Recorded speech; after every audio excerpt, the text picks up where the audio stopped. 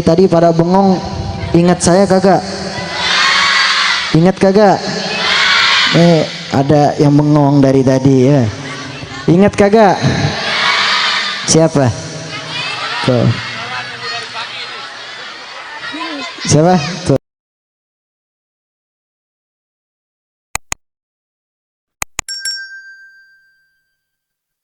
Allahumma salli wa sallim wa barik alaihi wa ala alihi. Sallu ala Muhammad. Lanjut gak nih? Masih semangat? Gak kepanasan? Gak. Masya Allah. Sallu ala Nabi Muhammad. Hadirin hadirat yang dimuliakan oleh Allah Subhanahu wa taala. Alhamdulillah kita sekarang berada di bulan habis bulan Rajab, bulan apa lagi? Bulan Sya'ban. Habis bulan Sya'ban ketemu sama bulan Ramadan. Rasul sallallahu alaihi wasallam bersabda, "Syahrul Rajab syahrullah." Bulan Rajab adalah bulannya Allah. Bulan Sya'ban syahri, yaitu bulan Sya'ban adalah bulanku, kata Nabi Muhammad SAW. Wa syahrul Ramadan syahrul ummati. Bulan Ramadan adalah bulan umatku, yaitu umat baginda Rasulullah sallallahu alaihi wasallam. Di bulan Rajab yang dikatakan bulannya Allah, apa yang harus kita persiapkan? Yang pertama, di bulan Rajab adalah bulan di mana Allah Subhanahu wa taala memberikan kesempatan pada kita. Kita ini diberikan kesempatan untuk bertaubat. Kita diberi kesempatan untuk mengingat Allah Subhanahu wa taala selalu di dalam hati kita. Kita dikasih kesempatan agar lebih dekat lagi kepada Allah Subhanahu wa taala. Maka ulama-ulama yang telah memberikan amaliyah kepada kita, ulama-ulama, orang-orang tua kita mengajarkan, setiap kita datang ke masjid di bulan Rajab kita membaca Rabbighfirli warhamni wa tub alayya.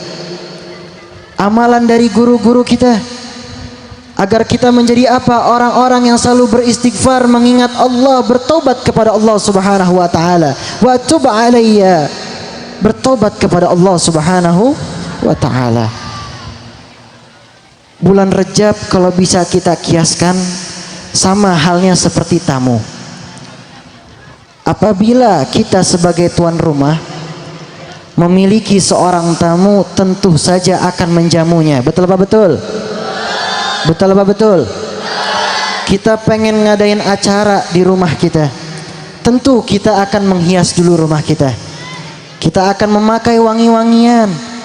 Kita akan menjamu tamu dengan makanan-makanan, mempersiapkan dari sebelum-sebelumnya. Sama halnya dengan bulan suci Ramadan. Kita mempersiapkan untuk menginjak kaki kita, bertemu dengan bulan suci Ramadan. Sebelum bulan suci Ramadan kita sudah mempersiapkan, sudah menjamu, sudah hati kita isi dengan Allah Subhanahu wa taala. Lisan ini selalu mengingat Allah Subhanahu wa taala. Insyaallah kita semua termasuk ya. Amin amin ya rabbal alamin. Maka untuk teman-teman, adik-adik kita yang sedang berjuang di dalam taubatnya kepada Allah Subhanahu wa taala, bersungguh-sungguhlah. Apalagi di bulan Rajab, Allah Subhanahu wa taala insyaallah akan menerimanya. Ya. Allah Subhanahu wa taala berfirman, "Ya ibadiyalladzina asrafu ala anfusihim." Wahai orang-orang, wahai hamba-hambaku yang telah melewati batas kemampuannya diri mereka sendiri, kata Allah Subhanahu wa taala, la taqnatu min rahmatillah. Janganlah kamu berputus asa dari rahmat Allah. Bukankah rahmat Allah begitu luas? Bukankah rahmat Allah Subhanahu wa taala begitu besar? Betul apa betul? Masih semangat nggak nih? Nih dari tadi pada bengong, ingat saya kagak? Ingat kagak? Ada yang bengong dari tadi ya. Ingat kagak? Siapa? Tuh. Siapa? Tuh Raden Kian Santang. Kadang saya suka nggak nyaut karena nama saya bukan Raden Kian Santang aslinya, tapi dikenalnya Raden Kian Santang. Alhamdulillah. Tapi kalau namanya Raden Kian Santang tadi nggak kena macet, pasti dia terbang dari sana ke sana. Ya. Udah kencang, udah toto, udah nyampe aja ya. Hadirin hadirat yang dimuliakan oleh Allah Subhanahu wa taala. Yang kedua adalah bulan Sya'ban. Bulan Sya'ban kita harus memperbanyak apa? Salawat kepada Nabi Muhammad sallallahu alaihi wasallam. Kenapa harus memperbanyak? Turun ayat yang begitu mulia, turun satu ayat yang begitu masyhur, sangat terkenal, yaitu ayat innallaha wa malaikatahu yusalluna 'alan nabi ya ayyuhalladzina amanu alaihi wasallimu taslima. Ini harus diingat.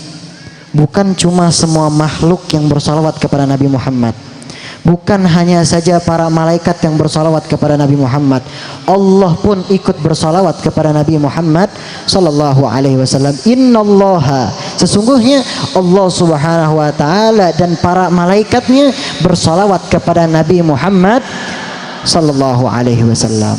Nih adik-adik kita nih, ajarin salawat dari sekarang. Nih yang lagi gantungan di sini nih, di tiang ya, ajarin untuk bersalawat kepada Nabi Muhammad sallallahu alaihi wasallam. Kadang anak-anak kecil begini kita nggak tahu, mungkin amalan-amalan mereka yang akan lebih cepat sampai kepada Rasulullah, amalan-amalan mereka yang bisa lebih sampai kepada Allah Subhanahu wa taala. Makanya ajarin kepada mereka, mereka mau sengaja baca itu salawat atau tidak sengaja, pahalanya kepada orang tuanya juga, pahalanya kepada keluarganya juga. Makanya ajarin anak-anak muda sekarang untuk sering datang ke majelis taklim. Ajarin anak-anak sekarang untuk sering datang ke majelis ilmu, agar mereka tidak jauh dari Allah Subhanahu wa taala. Mereka terbiasa mengingat sejarah Nabi Muhammad sallallahu alaihi wasallam. Kalau kita lihat anak-anak muda zaman sekarang, kalau bisa dibilang rusak. Mereka terlena. Mereka jauh dari Allah Subhanahu wa taala.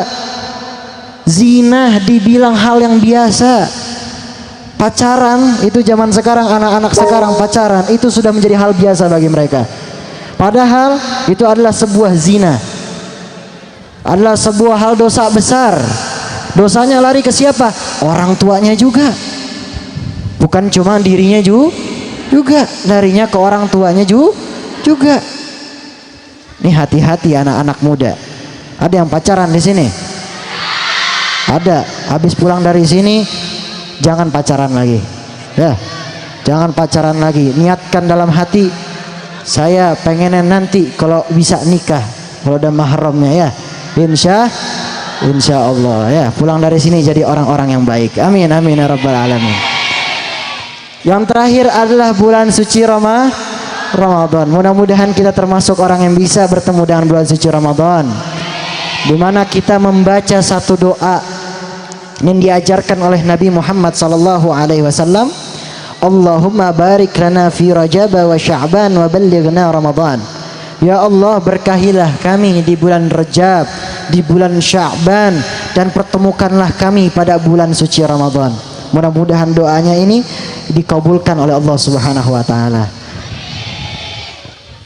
Di mana di bulan suci Ramadan umat manusia semuanya, umat muslim diberikan satu kewajiban, di mana di dalam rukun Islam, bunyal Islam ala khamsin, asyhadu an la ilaha illallah wa asyhadu anna Muhammadar Rasulullah. Rukun Islam itu ada 5. Yang pertama ialah bersyahadat kepada Allah dan Rasulnya, wa iqamis salah, menegakkan salat, wa itaiz zakah, yaitu berzakat, wa shaumur Ramadan, yaitu bersaum, yaitu berpuasa di bulan suci Ramadan, wal hajj man istata'a ilaihi sabila, haji jika mampu. Salah satu ini kita laksanakan, yaitu berpuasa di bulan suci Ramadan. Dan jangan salah, Di bulan ini juga ada satu peristiwa. Ini rangkanya Isra wal Mi'raj Nabi Muhammad sallallahu alaihi wasallam. Satu di bulan Rajab ini adalah satu keistimewaan daripada peristiwa. Di mana peristiwa ini pada zamannya banyak sekali orang-orang yang keluar dari agama Islam. Mereka murtad, tidak percaya dengan adanya Isra wal Mi'raj Nabi Muhammad sallallahu alaihi wasallam. Karena kenapa? Mereka mengandalkan otaknya, mereka mengandalkan logikanya. Jadi mereka tidak mempercayai adanya Isra wal Mi'rajnya Nabi Muhammad sallallahu alaihi wasallam. Tapi berbeda dengan orang yang beriman. Orang yang beriman kepada Allah Subhanahu wa taala yakin dengan seyakin-yakinnya ada peristiwa Isra wal Mi'rajnya Nabi Muhammad sallallahu alaihi wasallam. Kalau kita pelajari dari Masjidil Haram ke Masjidil Aqsa, itu jauhnya luar biasa. Di zaman itu kendaraan yang paling mewah cuma ada onta sama kuda. Nggak ada mobil, nggak ada pesawat, nggak ada motor. Tapi jika Allah Subhanahu wa taala berkehendak, kun fayakun, terjadi maka terjadilah. Maka Allah Subhanahu wa taala berfirman dalam surat Al-Isra, subhanalladzi asra bi'abdihi lailan minal masjidil harami ilal masjidil aqsa alladzi barakna haulahu linuriyahu min ayatina. Allah Subhanahu wa taala berfirman, maha suci Allah yang telah memperjalankan hambanya yaitu baginda Nabi Muhammad sallallahu alaihi wasallam dari Masjidil Haram ke Masjidil Aqsa suatu malam, dan kami berkahi di dalamnya, dan kami juga menunjukkan bahwasanya kebesaran dari ayat kami. Kalau kita belajar tafsir yang diajarkan oleh guru-guru kita, ulama-ulama kita, mereka mengatakan bahwasanya suatu malam itu, para ulama mengatakan bahkan itu sebagian malam. Jadi nggak nyampe satu malam, tapi sebagian malam, hanya sebagiannya saja, karena cepatnya daripada Allah Subhanahu wa taala berkehendak. Lalu hadirin hadiratan yang dimuliakan oleh Allah Subhanahu wa taala, kebesaran Nabi Muhammad sallallahu alaihi wasallam ditunjukkan pada saat ini, yaitu mengimami para nabi. Para nabi itu jumlahnya ada 124.000 nabi. Yang wajib kita ketahui ada 25, tapi sebenarnya nabi itu sangatlah banyak, ada 124.000 nabi. Di sini Nabi Muhammad sallallahu alaihi wasallam mengimami para nabi, sehingga menunjukkan bahwasanya Nabi Muhammad adalah penghulu para nabi, penghulu para rasul, pemimpin di atasnya para pemimpin.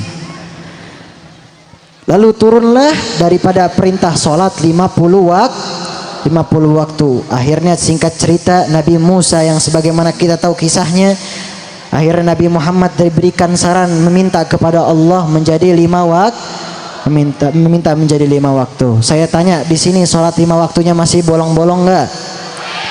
Masih bolong-bolong nggak?